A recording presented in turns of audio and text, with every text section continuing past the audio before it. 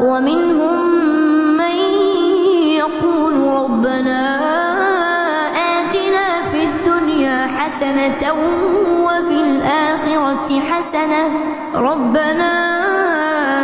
آتنا في الدنيا حسنة وفي الآخرة حسنة وقنا عذاب النار أولئك لهم نصيب مما كسبوا والله سريع الحساب واذكروا الله في أيام معدودات فمن تعجل في يومين فلا إثم عليه ومن تأخر فلا إثم عليه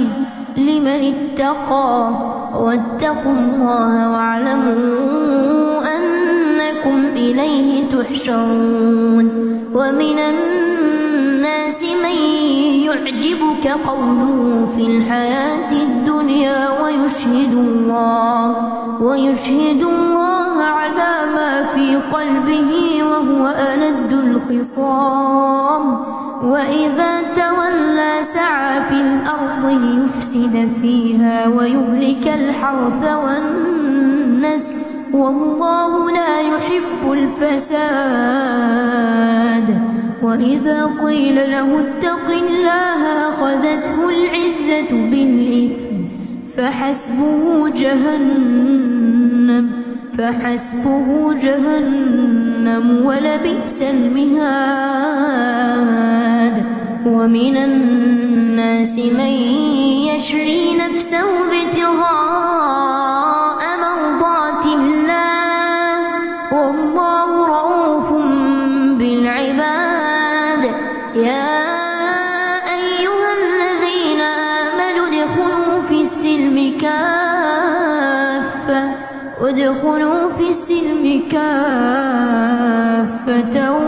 ولا تتبعوا خطوات الشيطان إنه لكم عدو مبين فإن زللتم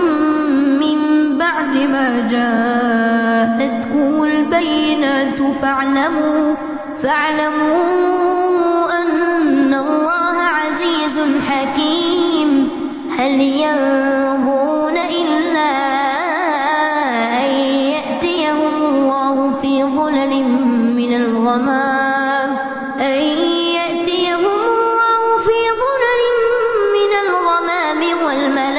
والملائكة وقضي الأمر وإلى الله ترجع الأمور سل بني إسرائيل كم آتيناهم من آية بينة ومن يبدل نعمة الله من بعد ما جاءته فإن الله شديد العقاب زين للذين كفروا الحياة الدنيا ويسخرون من الذين آمنوا والذين اتقوا فوقهم يوم القيامة والله يرزق من يشاء بغير حساب كان الناس أمة واحدة فبعث الله النبيين مبشرين ومنذرين وأنزل معهم الكتاب بالحق ليحكم بين الناس فيما اختلفوا فيه وما اختلف فيه إلا الذين أوتوه من بعد ما جاءتهم البينات بغيا بينهم فهدى الله الذين آمنوا لما اختلفوا فيه من الحق بإذنه والله يهدي من يشاء إلى صراط مستقيم أم حسبتم أن تدخلوا الجنة الجنة ولما يأتكم مثل الذين خلوا من قبلكم مستهم البأساء والضراء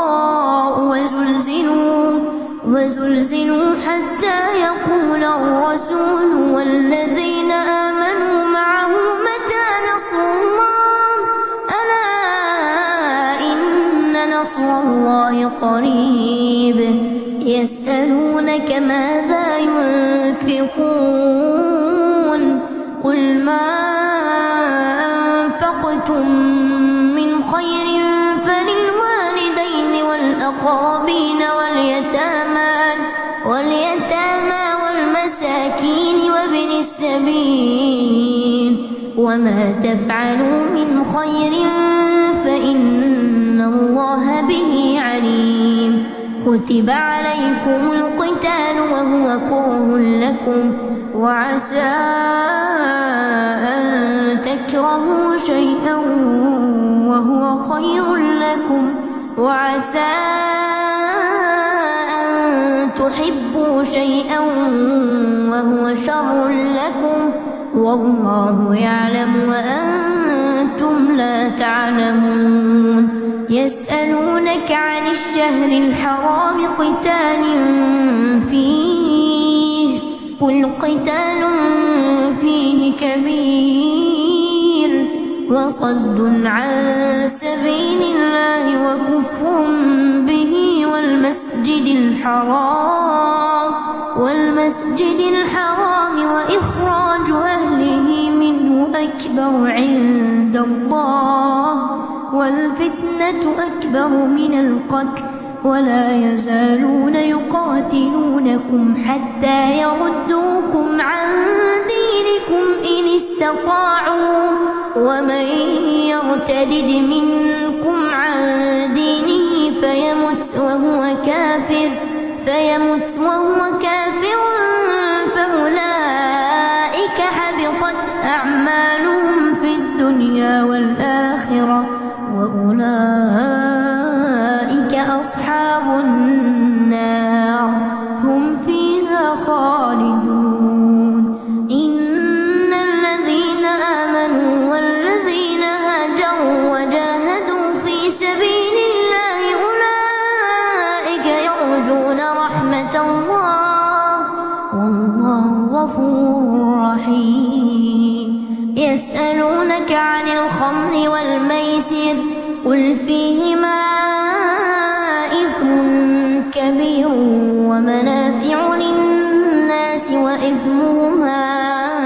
أكبر من نفعهما ويسألونك ماذا ينفقون قل العفو كذلك يبين الله لكم الآيات لعلكم تتفكرون في الدنيا والآخرة ويسألونك عن اليتامى قل إصلاح لهم خير وإن تخالطوهم فإخوانكم والله يعلم المفسد من المصلح ولو شاء الله لأعنتكم إن الله عزيز حكيم ولا تنكحوا المشركات حتى يؤمنوا ولأمة مؤمنة خير من مشركة ولو أعجبتكم ولا تنكحوا المشركين حتى يؤمنوا ولعبد مؤمن خير من مشرك ولو أعجبكم أولئك يدعون إلى النار والله يدعو إلى الجنة والمغفرة بإذنه ويبين آياته للناس لعلهم يتذكرون ويسألونك عن المحيض قل هو أذى فاعتزلوا النساء في المحيض ولا تقربوهن حتى يطهرن فإذا تطهرن فأتوهن من حيث أمركم الله إن الله يحب التوابين ويحب المتطهرين. نساؤكم حرث لكم فأتوا حرثكم أنى شئتم وقدموا لأنفسكم واتقوا الله واعلموا أنكم ملاقوه وبشر المؤمنين. ولا تجعلوا الله عرضة لأيمانكم أن تبروا وتتقوا وتصلحوا بين الناس والله سميع عليم. لا يؤاخذكم الله باللغو في أيمانكم ولكن يؤاخذكم بما كسبت قلوبكم والله غفور حليم. للذين يؤلون من نسائهم تربص 4 أشهر فإن فاءوا فإن الله غفور رحيم. وإن عزموا الطلاق فإن الله سميع عليم. والمطلقات يتربصن بأنفسهن 3 قروء ولا يحل لهن أن يكتمن ما خلق الله في أرحامهن إن كن يؤمن بالله واليوم الآخر وبعولتهن أحق بردهن في ذلك إن أرادوا إصلاحا ولهن مثل الذي عليهن بالمعروف وللرجال عليهن درجة والله عزيز حكيم. الطلاق 2 فإمساك بمعروف أو تسريح بإحسان. ولا يحل لكم أن تأخذوا مما آتيتموهن شيئا إلا أن يخافا ألا يقيما حدود الله. فإن خفتم ألا يقيما حدود الله فلا جناح عليهما فيما افتدت به. تلك حدود الله فلا تعتدوها ومن يتعد حدود الله فأولئك هم الظالمون. فإن طلقها فلا تحل له من بعد حتى تنكح زوجا غيره. فإن طلقها فلا جناح عليهما أن يتراجعا إن ظنا أن يقيما حدود الله وتلك حدود الله يبينها لقوم يعلمون. وإذا طلقتم النساء فبلغن أجلهن فأمسكوهن بمعروف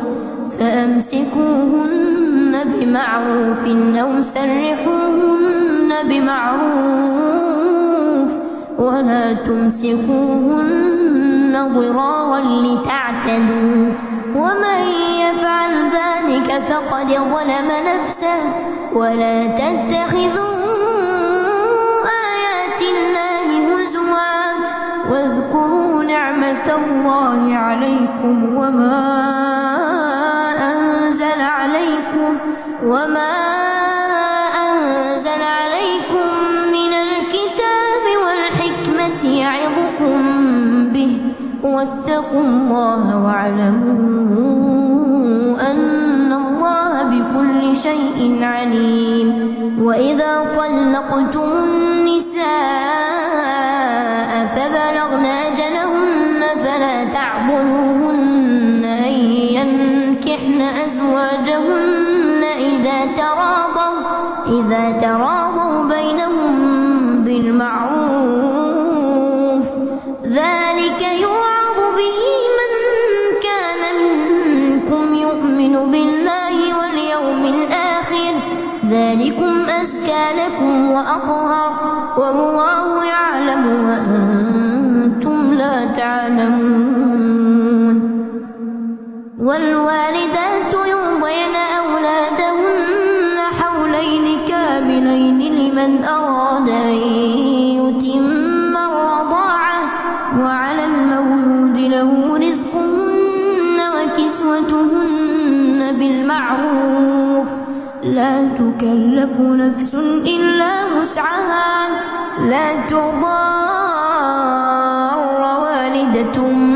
بولدها ولا مولود له بولده، وعلى الوارث مثل ذلك، فإن أرادا فصالا عن تراض منهما وتشاور فلا جناح عليهما،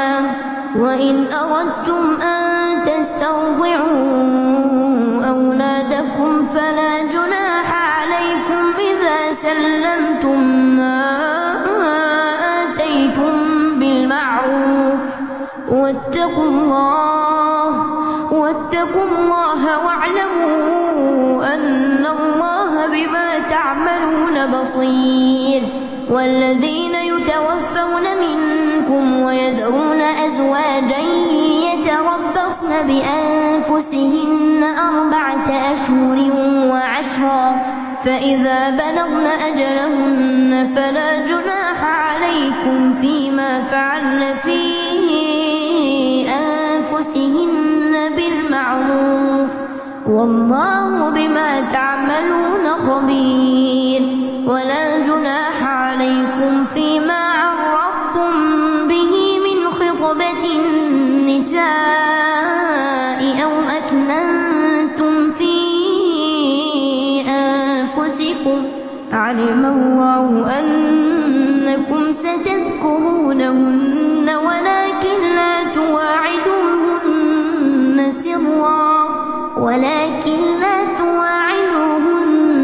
سرا إلا أن تقولوا قولا معروفا، ولا تعزموا عقدة النكاح حتى يبلغ الكتاب أجله، واعلموا أن الله يعلم ما في أنفسكم فاحذروه، واعلموا أن الله غفور حليم. لا جناح عليكم إن طلقتم النساء ما لم تمسوهن أو تفرضوا لهن فريضة، ومتعوهن على الموسع قدره وعلى المقتر قدره متاعا بالمعروف، حقا على المحسنين. وإن طلقتموهن من قبل أن تمسوهن وقد فرضتم لهن فريضة فنصف ما فرضتم إلا أن يعفون أو يعفو الذي بيده عقدة النكاح، وأن تعفوا أقرب للتقوى، ولا تنسوا الفضل بينكم، إن الله بما تعملون بصير. حافظوا على الصلوات والصلاة الوسطى وقوموا لله قانتين، فإن خفتم فرجالا أو ركبانا، فإذا أمنتم فاذكروا الله كما علمكم ما لم تكونوا تعلمون. والذين يتوفون منكم ويذرون أزواجا وصية غير إخراج،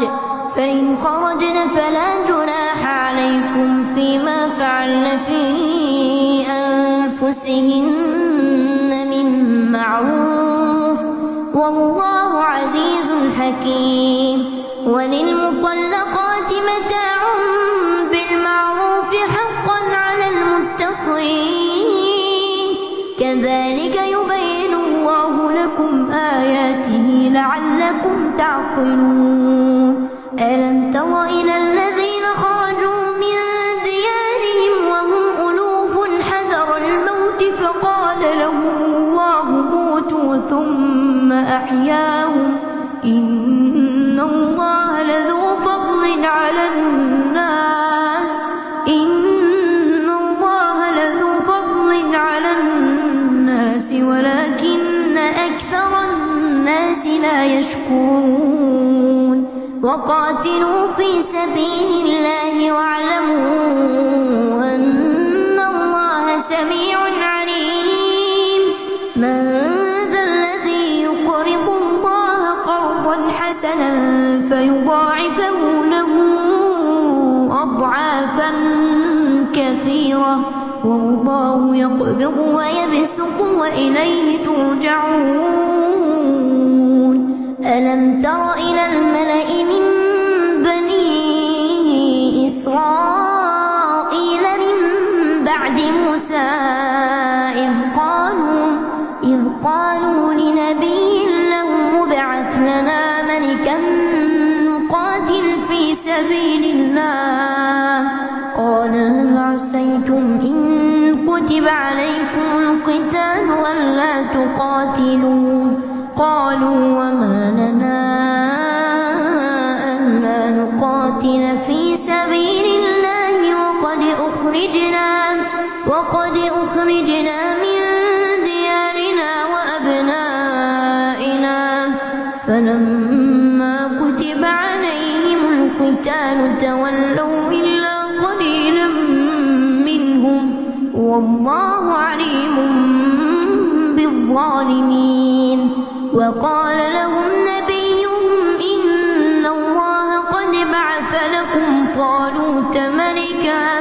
قالوا أنى يكون له الملك علينا ونحن أحق بالملك منه ولم يؤت سعة من المال، قال إن الله اصطفاه عليكم وزاده بسطة في العلم والجسم، والله يؤتي ملكه من يشاء والله واسع عليم. وقال لهم نبيهم إن آية ملكه أن يأتيكم التابوت فيه سكينة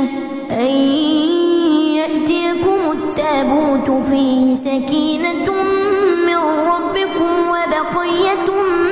مما ترك آل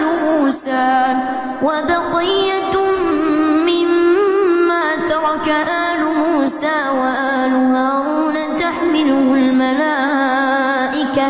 إن في ذلك لآية لكم إن كنتم مؤمنين. فلما فصل طالوت بالجنود قال إن الله مبتليكم بنهر فمن شرب منه فليس مني ومن لم يطعمه فإنه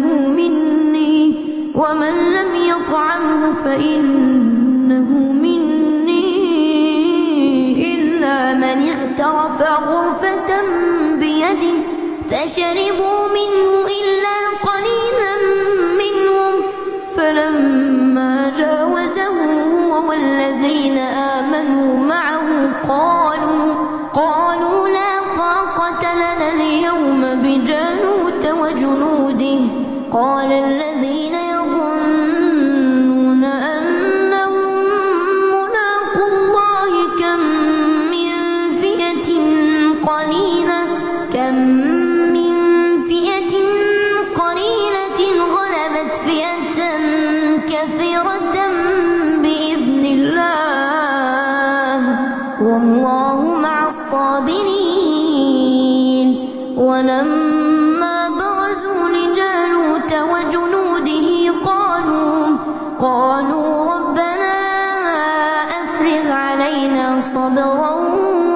وثبت أقدامنا وانصرنا على القوم الكافرين.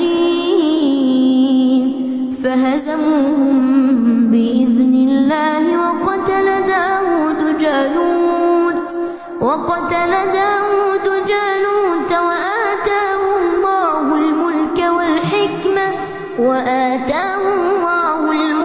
والحكمة وعلمه مما يشاء ولولا دفع الله الناس بعضهم ببعض لفسدت الأرض ولكن الله ذو فضل على العالمين. تلك آيات الله نتلوها عليك بالحق وإنك لمن المرسلين. تلك الرسل فضلنا بعضهم على بعض منهم من كلم الله ورفع بعضهم درجات وآتينا عيسى ابن مريم البينات وأيدناه بروح القدس ولو شاء الله ما اقتتل الذين من بعدهم من بعد ما جاءتهم البينات ولكن اختلفوا فمنهم من آمن ومنهم من كفر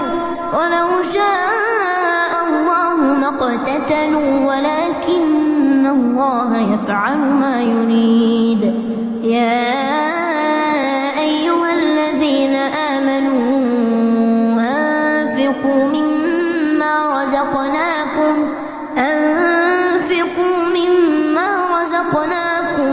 من قبل أن يأتي يوم لا بيع فيه ولا خلة ولا شفاعة والكافرون هم الظالمون. الله لا إله إلا هو الحي القيوم لا تأخذه سنة ولا نوم له ما في السماوات وما في الأرض. من ذا الذي يشفع عنده إلا بإذنه يعلم ما بين أيديهم وما خلفهم ولا يحيطون بشيء من علمه إلا بما شاء وسع كرسيه السماوات والأرض ولا يؤوده حفظهما وهو العلي العظيم. لا إكراه في الدين قد تبين الرشد من الغي فمن يكفر بالطاغوت ويؤمن بالله فقد استمسك بالعروة الوثقى لا انفصام لها والله سميع عليم. الله ولي الذين آمنوا يخرجهم من الظلمات إلى النور والذين كفروا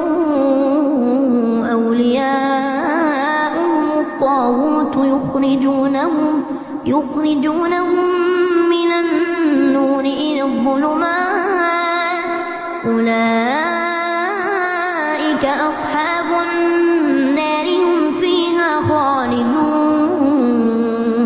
ألم تر إلى الذي حاج إبراهيم في ربه أن آتاه الله الملك إذ قال إبراهيم ربي الذي يحيي ويميت قال أنا أحيي وأميت قال إبراهيم فإن الله يأتي بالشمس من المشرق فأت بها من المغرب فبهت الذي كفر والله لا يهدي القوم الظالمين. أو كالذي مر على قرية وهي خاوية على عروشها قال أنى يحيي هذه الله بعد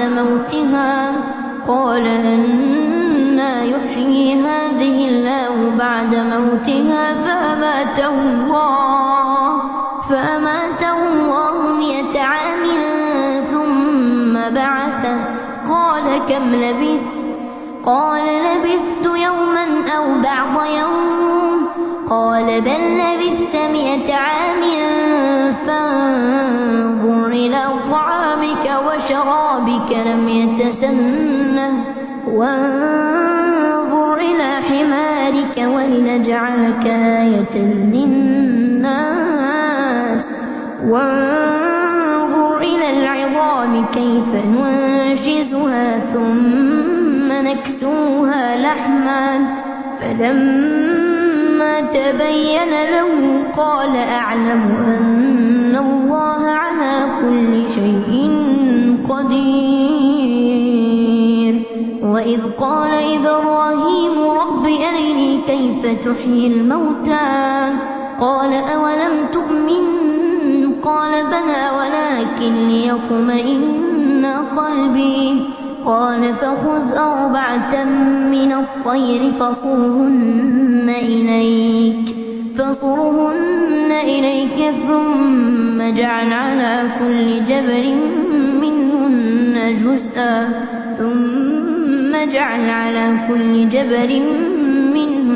جزءا ثم ادعهن يأتينك سعيا واعلم أن الله عزيز حكيم. مثل الذين ينفقون أموالهم في سبيل الله كمثل حبة أنبتت 7 سنابل في كل سنبلة 100 حبة والله يضاعف لمن يشاء والله واسع عليم. الذين ينفقون أموالهم في سبيل الله ثم لا يتبعون ما أنفقوا منا ولا أذى لهم أجرهم عند ربهم ولا خوف عليهم ولا هم يحزنون. قول معروف ومغفرة خير من صدقة يتبعها أذى والله غني حليم. يا أيها الذين آمنوا لا تبطلوا صدقاتكم بالمن والأذى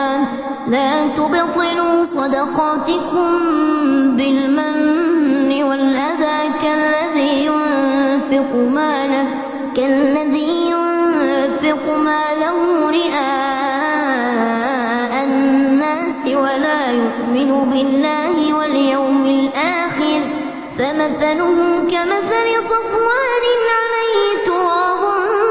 فأصابه وابل فتركه صلدا لا يقدرون على شيء مما كسبوا والله لا يهدي القوم الكافرين. ومثل الذين ينفقون أموالهم ابتغاء مرضات الله وتثبيتا من أنفسهم كمثل جنة بربوة أصابها وابل فآتت أكلها ضعفين فإن لم يصبها وابل فطل والله بما تعملون بصير. أيود أحدكم أن تكون له جنة من نخيل وأعناب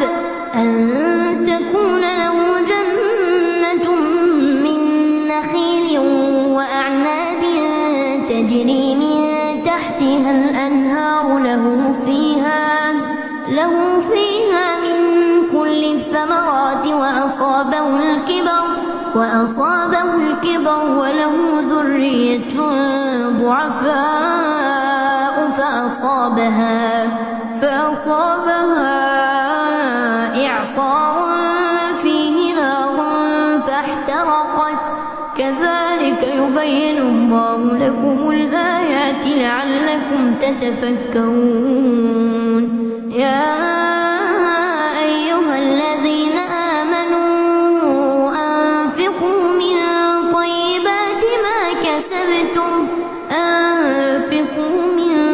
طيبات ما كسبتم ومما أخرجنا لكم من الأرض ولا تيمموا الخبيث منه تنفقون ولستم بآخذيه إلا أن تغمضوا فيه واعلموا أن الله غني حميد الشيطان يعدكم الفقر ويأمركم بالفحشاء والله يعدكم مغفرة منه وفضلا والله واسع عليم يؤتي الحكمة من يشاء ومن يؤت الحكمة فقد أوتي خيرا كثيرا وما يذكر إلا أولو الألباب وما أنفقتم من نفقة أو نذرتم من نذر فإن الله يعلمه وما للظالمين من أنصار إن تبدوا الصدقات فنعما هي وإن تخفوها وتؤتوها الفقراء فهو خير لكم ويكفر عنكم من سيئاتكم والله بما تعملون خبير ليس عليك هداهم ولكن الله يهدي من يشاء وما تنفقوا من خير فلأنفسكم وما تنفقون إلا ابتغاء وجه الله وما تنفقوا من خير يوفى إليكم وأنتم لا تظلمون للفقراء الذين أحصروا في سبيل الله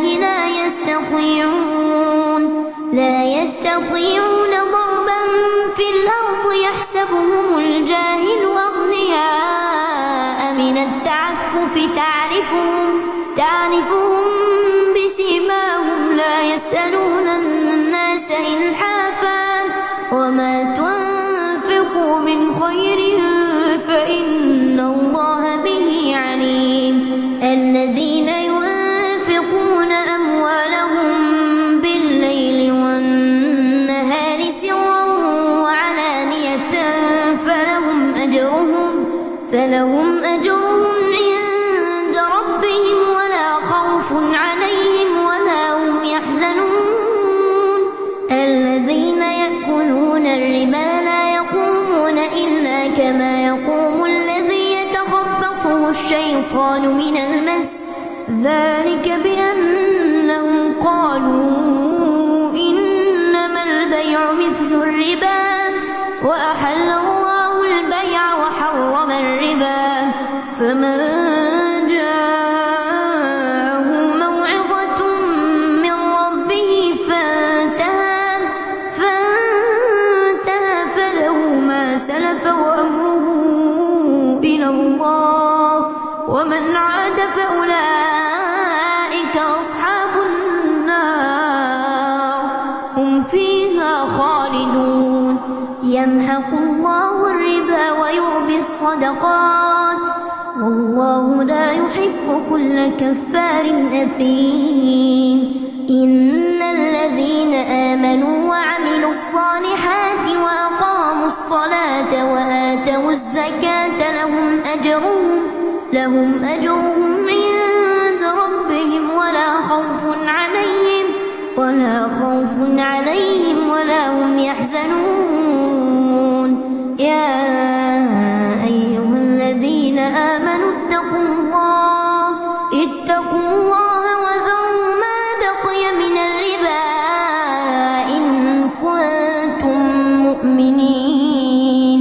فإن لم تفعلوا فأذنوا بحرب من الله ورسوله، وإن تبتم فلكم رؤوس أموالكم لا تظلمون ولا تظلمون. وإن كان ذو عسرة فنظرة إلى ميسرة، وأن تصدقوا خير لكم إن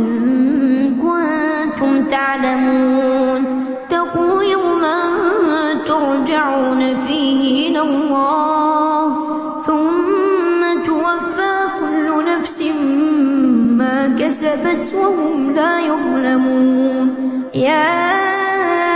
أيها الذين آمنوا إذا تداينتم بدين إلى أجل مسمى فاكتبوه، وليكتب بينكم كاتب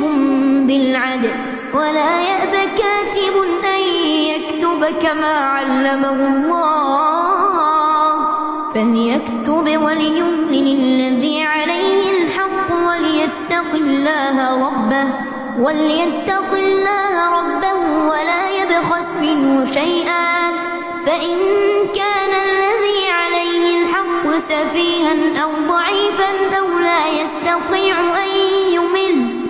لا يستطيع أن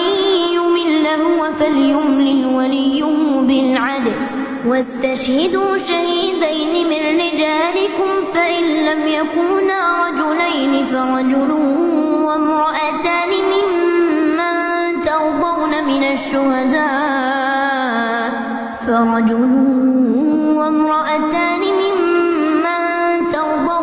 الشهداء أن تضل إحداهما فتذكر إحداهما الأخرى، ولا يأبى الشهداء إذا ما دعوا، ولا تسأموا أن تكتبوه صغيرا أو كبيرا إلى أجله، ذلكم أقسط عند الله وأقوم للشهادة وأدنى ألا ترتابوا إلا أن تكون تجارة حاضرة تديرونها بينكم، فليس عليكم جناح ألا تكتبوها، وأشهدوا إذا تبايعتم، ولا يضار كاتب ولا شهيد، وإن تفعلوا فإنه فسوق بكم، واتقوا الله ويعلمكم الله، والله بكل شيء عليم. وإن كنتم على سفر ولم تجدوا كاتبا فرهان مقبوضة، فإن أمن بعضكم بعضا فليؤدي الذي اؤتمن أمانته وليتق الله ربه ولا تكتموا الشهادة، ومن يكتمها فإنه آثم قلبه،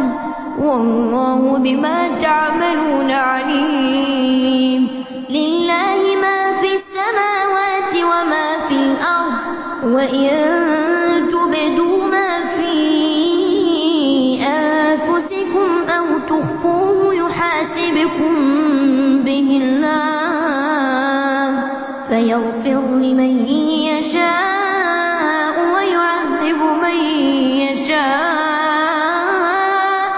والله على كل شيء قدير.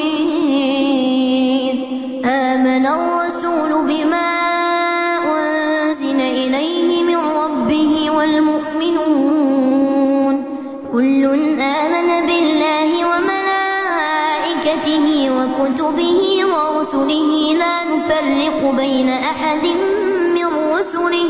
وقالوا سمعنا وأطعنا غفرانك ربنا وإليك المصير. لا يكلف الله نفسا إلا وسعها لها ما كسبت وعليها ما اكتسبت ربنا لا تؤاخذنا إن نسينا أو أخطأنا ربنا ولا تحمل علينا إصرا كما حملته على الذين من قبلنا ربنا